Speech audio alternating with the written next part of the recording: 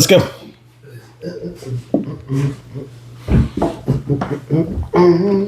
Drink. I speak. Oh. To stab you with.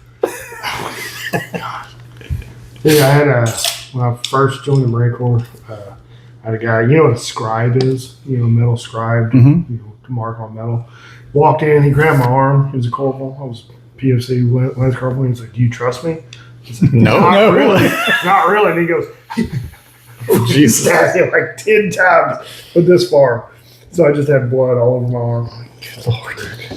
I'd have beat his ass. He was one of my best friends. Anyway, Typically what friends do. yeah. Welcome back, everybody. This is Uncensored Whiskey Review. I'm your host, Joe Sparks. No blood. Not yet. Back in with my co-host Wes and Chance, our special guest. What's up, guys? Chance brought us some stuff. Yeah, I've been holding on to this one for a little while. It's a unicorn of unicorns, I guess. Sexy. They came out with a 2002 edition and a 2003 edition. I guess all the hype was last year for Russell's 15, and this is actually a Russell 16. The really unique thing about this one is the entry proof, and that it went into the barrel at 107, which is super low for anybody. Yeah. That's why in the end, I think it's 89.5 proof. Mm-hmm. Yeah. So, and I've had it before. We opened it up at the blendery and shared it with some guys up there and the owner up there. And to me, it's like one of the fullest flavor low proofers I've had. So, and I know you guys like Russell, so I wanted y'all to have an Man, I like opportunity at it. I think Long Branch is the only thing I've had that comes out of the distillery that I haven't really liked. I like Ruffles as well. Ruffles, yeah, I said Ruffles. Ruffles have ridges. They have ridges. Yeah. Just that whole distillery, Wild Turkey in general. Did you see that batch 2 Saffel? Well, you showed me that. Yeah. So did you get a bottle? No, Okay. a friend of mine sent that to me. Okay, I thought that was your bottle. I was actually expecting it to be But there. it is in Louisiana. That's where that picture came from. So I'm sure that's allocated then. Is it? Usually it sits in the pint section because nobody knows what it is. Okay, well, I'll go next time. I'll be over there probably later this week. I'll look and see if. The only thing is Cuban doesn't have a good pint section. It's only that little area by the register. Yeah, and I don't. Maybe go to Thrifty over there. I have to go find one. I don't ever go to any of the liquor stores over there. So. Yeah. Now, I'm going to read for a minute. So lightness. Enlighten. The Russell's Reserve legacy was born in 2000 to mark an indelible bond between father and son. More than 2 decades later, Russell's Reserve continues to produce some of the most distinguished and award-winning whiskeys from the Wild Turkey Distilling Company. Russell's Reserve 2003 is the third release in this highly coveted vintage series from master distiller Eddie Russell as an homage to his father, the Buddha of bourbon. He looks Jimmy like a Russell. Buddha. Yeah. 2003 was aged to barrel-proof perfection for a minimum of 16 years in our Tyrone warehouses, and marks the very last of our 107 barrel-proof entry whiskey, reminiscent of Wild Turkey releases from the mid-1980s to early 1990s. Eddie had a eureka moment after tasting these one-of-a-kind barrels, bursting with sweet baking spices, juicy stone fruits, and butterscotch flavors. So sit back and savor and welcome to the family. I'm not going to read off the tasting notes. Yeah. Yeah, so they did a 98, a 2002, The smell is just and a amazing. 2003. I want to put my dick in it. That's a...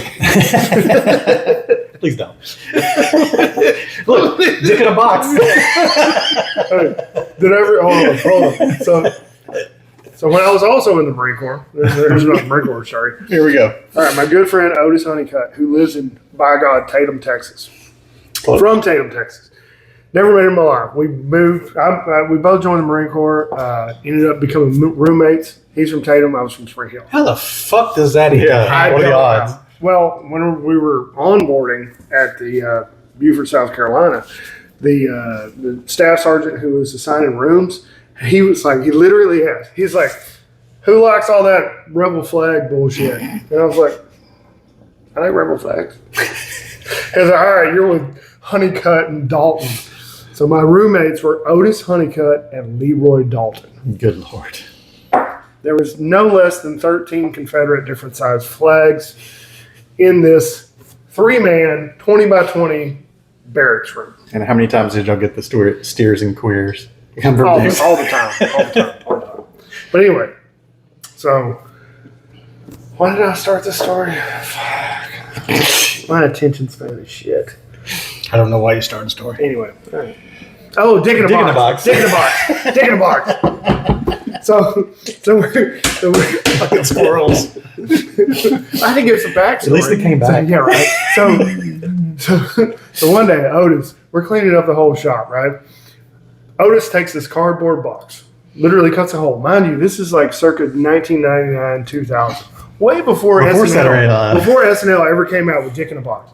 So he took a cardboard box that held like grinding discs, cut a hole in it. The box was empty. Put his dick and balls through this hole, and he's holding it. And he walks up to our staff sergeant, who was from, by God, West Virginia. His name was Rocky Hunter. The most country West Virginian. We're up with all these porn names. Rocky Hunter. He literally, the most West Virginian person you ever fucking heard in your life. So he walks up to Staff Sergeant Hunter. He's holding this box like it weighs 100 fucking pounds. He's like, Staff Sergeant, what do you want me to do with this? He's like, I don't know, what is it? Talking in the accent. He's like, I don't know, open the lid, look, just tell me what you want me to do with it. He's just like, and all he sees is Otis's dick and balls. He's like, God damn it, motherfucker. He fucking hammer fists the box. And it just rips right off of his dick and balls. And he hits the floor. That was funny as shit. Funniest shit I ever heard. So he's the original. Yeah, he is the original dick in the box. I think everyone had good staff sergeants. Mm-hmm. I mean, so those are some of my best stories. Me like me fucking with my staff sergeant.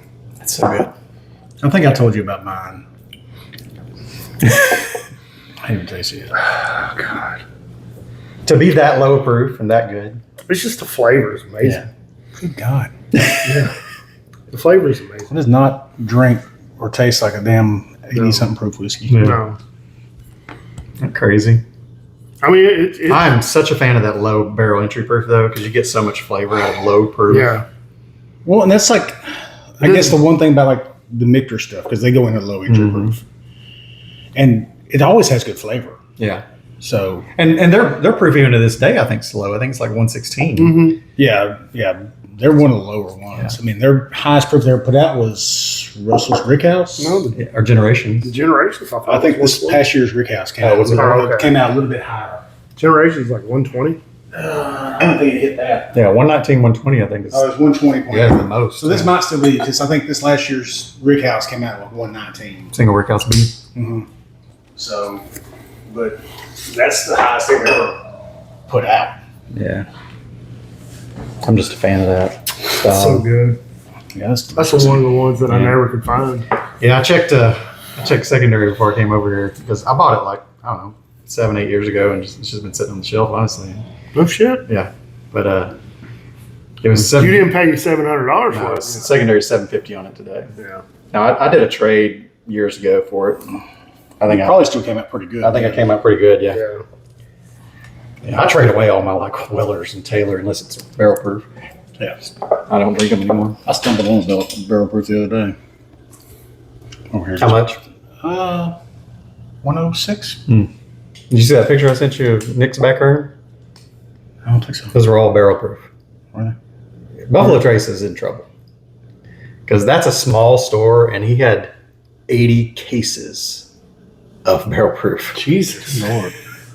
How much are you trying to sell them for? 99.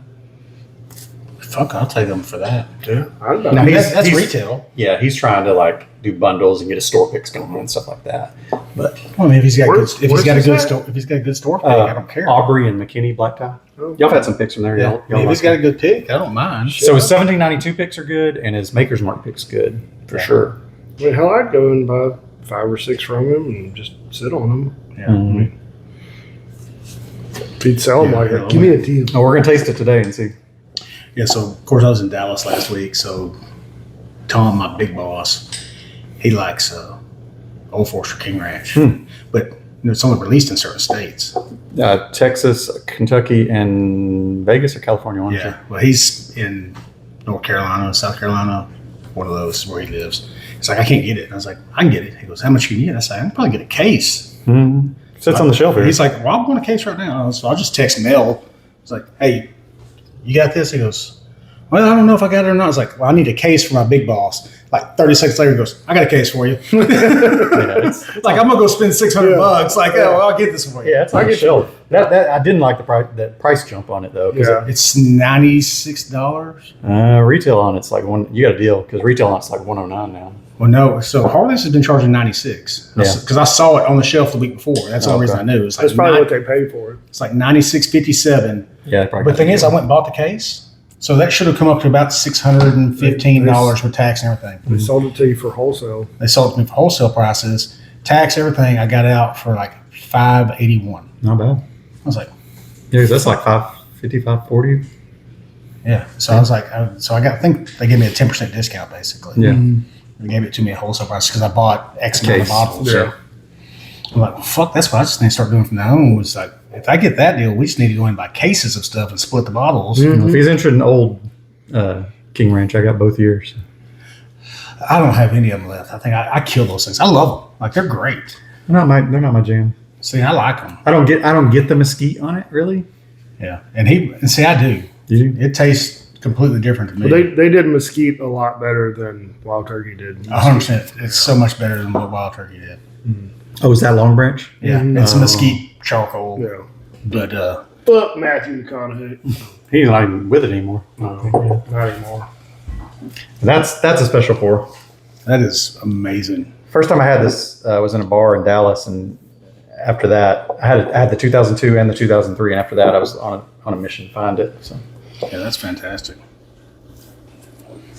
there's not many 89.5 proof whiskeys we rave about. Just like smelling them. Oh, it smells delicious. Just have some. It's got that Have dust. some Like, I'm cologne. going to take a bath in this son of a bitch. It's got that dusty Cologne. turkey, but it doesn't have a whole lot of the funk. Making another little pour, sorry. Oh, you're good. You know, once I open them, I'm drinking them. I'm not saving them. Tell you what, I wish they made a cologne that smelled like this. It'd be awesome. What are you doing over Oh, I'm there? doing the Jaws thing. Now, one of those things that Eddie talked about in his little symposium that he did that I attended, he said, like, this year, like, everybody goes crazy gaga for Camp Nelson. Mhm. But he said this year, he said the best stuff coming out of Turkey is coming out of Tyrone. Man, I mean, obviously there is where the location is. It has something to do with it, but they put some good stuff out of all Yeah. those damn warehouses. Yeah, it's about humidity and that funk, if you like it or not. Yeah. And this is kind of where it sits. If it sits lower in the valley or higher up on the ridge and stuff like that. Yeah, so I don't know if y'all tried like 1845 distilling Texas whiskey. A long time ago. So I talked to their head distiller at an event I went to, and it's, you know how Texas whiskey just blows up with proof, right? Mm-hmm. Well, they're literally built in a bottom surrounded by water, and their whiskey goes down in proof in Texas. It's because of the humidity. Mm-hmm. Yeah. So I mean, it does affect it whether you're close to the river or not. Oh yeah, 100%. And Eddie says that the middle of the Rickhouse is always the best. He says people want the top and the high proof and all that stuff, and he said, but that stuff like ages too quick to him. Just burned That up. he likes the heart in the middle. Yeah. But then you go to Buffalo Trace and Low shelf. they put all their stuff, I mean, all their premium stuff is Yeah. bottom floor, center of the damn Rickhouse. But that's intended to go 15 plus years. Yeah. you know. But then, and I like what Makers does in rotating. Yeah. It does give them consistency for sure. Mm-hmm. Oh, they're good at that. And then they're good at the stay finishing And too. I think they're the only ones that are still rotating. Yeah, I think you've got some pallet distillers, small. Yeah, I mean, distillers. there's some boutiques that Yeah. probably do. But the whole pallet distilling, I just don't like it. No. It's just ugly. Hey, when I walk into Rickhouse, I just want to see just stacks They and don't. stacks. They don't collapse like's been happening lately. Yeah. It's all right. Take the risk. It looks better. That's how you get a tornado surviving and all that crap. Yeah, which I heard is completely awful, they said, but I don't know. I did get offered OFC today at Harley's. they're still sitting on the bottle. $2,200. Yeah, it's been there for years. So I put it up in a Discord group, and I got. So what we do is we take a bottle and we chop it up. Like so, 25 ounces. We'll do 12 2 ounces or 24 1 ounces, right? And I got 12 commitments on 1 ounce for $100 each. I mean, if I get the other 12, Well, I thought I had it sold, and then the guy backed out on me. It was one of my buddy Jason up in St. Louis. One of his guys backed out. So I was going to buy it for 22. I was going to sell it for 28. I mean, I wasn't going to make a crazy profit, but I was going to turn a little profit and basically get me some free whiskey out of it. Yeah. And then he backed out last minute. Like I was on my way to go buy it, and he backed out. Well, that's the deal. Like if you do it on the group, they expect you to sell 24, and then the last ounce and whatever is yours. So it'd be free whiskey for that. And get to try it. See. And I wonder. I mean, but that's just what 20-something years old. So there's two different versions: 96 and 2005 or 2002. I don't know which version they have, but it's a lot of outlay. But I mean, you're paying on that stuff. You're also paying for the display. Yeah. Yeah. So. Yeah, the bottle's probably worth 100, 150 empty. So that Weller Millennium that was done at Bourbon and Bowties, the people at Wonder are selling it. The empty bottle or the full? No, full bottle. Oh, and they're donating the money back to WOW. Oh, wow. Who won the bottle?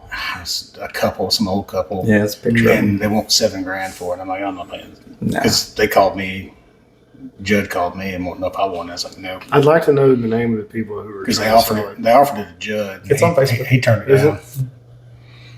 Yeah, they put it on Facebook. I knew about it about 6, 7 days ago, and then they weren't getting any hits on it. Yeah, from the people they knew. Well, the problem is you've got liquor stores still sitting on them, discounting them. It's $7,000. I mean, I'm not paying $7,000 for that shit.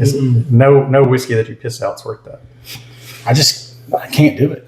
I mean, the most I've still to this day I've ever paid for a bottle is at Generations. Mm-hmm. That's it. What was that, $5?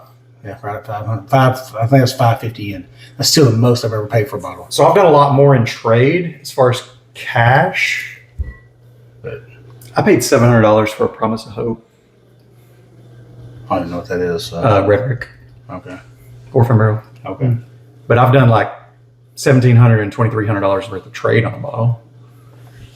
I've done $2,100, $2,200 for a batch of different bottles. Damn. There's like, no, that's not what I sold to him. That's what I paid for originally. I paid.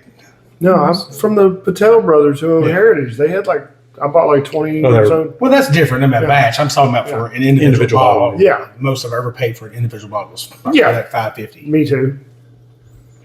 Because I spent $2,000 with you, I think. I don't think it was close. It was over $1,000. It was a lot. Yeah. But I didn't mark anything up. No, you didn't. I got a hell of a And there's a lot of bottles. Yeah, I got a hell of a deal. But they were all open for the most part. I was also dying. Yeah. And not unemployed, but I couldn't work. Glad you got over that. Yeah, right. I'm still suffering. As a good friend, I took advantage of the situation. No, actually, it'd be hard to move open bottles. You probably did a good. Well, he's the only person I can move open bottles to. Well, because no one else is going to trust what you have. Mm-hmm. Yeah. I knew what he had, so it wasn't bothering me. Yeah. And it was helping him out. And I think we've all enjoyed it. He was able to pay rent. Literally dying, and I needed money. But anyway, if you can find that one, the 2002 or the 1998, it's really good. I don't know if you want to pay the price, but it's special. Good, though. If you can find it closer to retail, I would say pick it up. But you're probably not. So if you stumble onto a good trade or something, or just even a place that has it on the shelf, you can get a pour of it, it's probably worth paying for the pour. Yeah, so Whiskey's in Dallas has it. Standard Pour in Dallas has it. I think it's $50 or $75. I'd pay $50 for that. Buy this as your first pour of the night. Yeah, because it is low proof. It is low proof. So you don't full flavor, low proof. You don't be burning your palate out and then let me get that. No, you're not going to appreciate it. Yeah, we'll go high proof here in a minute. Yeah. All right. Yeah, I'd say this definitely competes with Michter's. Yeah, it's actually probably better in my opinion. Yeah, it's good. Which the Michter's, the Fort Nelson. I think a more interesting. Well, now the proofs would be so different. I think the Generations is better in my opinion. Yeah, because the proof, just because it's proof. Yeah, but they both got a ton of flavor. Mm-hmm. So they're good. All right. Yeah, thank you, Chance. Chance. Absolutely. Like always, guys. Thanks for watching. Like the video, subscribe, share with your friends, hit the bell for notifications, and like always, drink some whiskey, share with your friends and family, like Chance did. Sure. And be safe. Don't drink and drive. Take care, and we'll see you next time. Cheers. Cheers, guys. Cheers.